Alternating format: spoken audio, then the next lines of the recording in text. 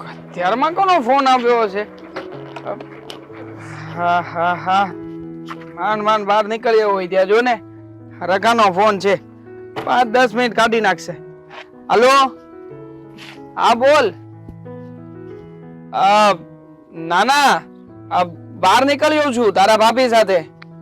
હા હા તો ઠીક છે, વાંધો નહીં.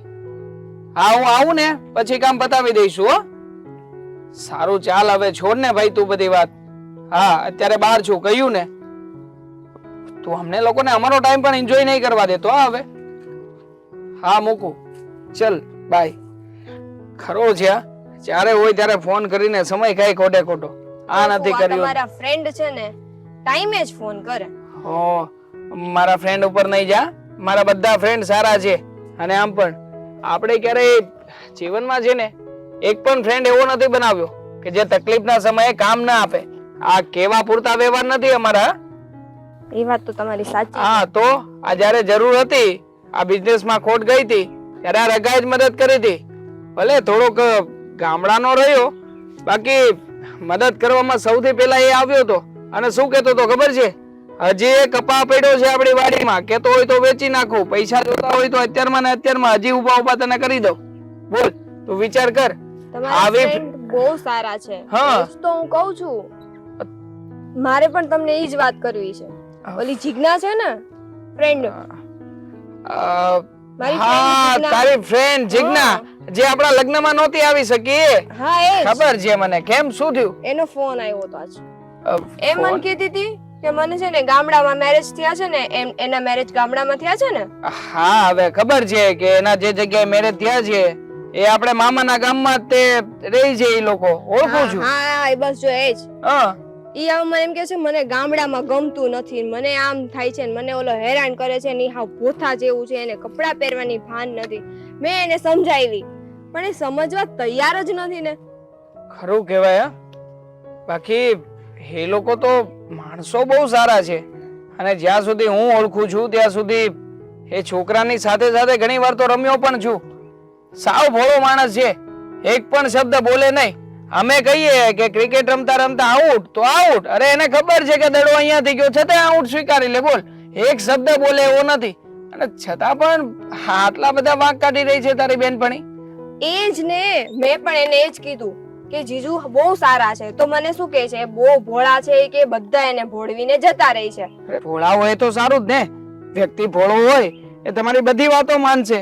અને આમ પણ આ સાચું કહું ને તો આ ભોળા વ્યક્તિ છે ને એની પાસેથી કોઈ પણ કામ કઢાવી શકાય. એટલે બને ત્યાં સુધી બધી છોકરીઓને એવી એક્સપેક્ટેશન હોય કે છોકરો છે ને એના કૈયામાં રહે, એની વાતો માને.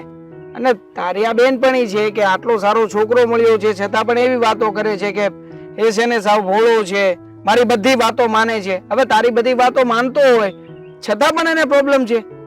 એ જ ને, હું તો એને એ જ કહેતી હતી, મેં તો બહુ સારું કહેવાય. હવે અત્યારના છોકરાને એની સ્પેસ જોતી હોય કે નહીં?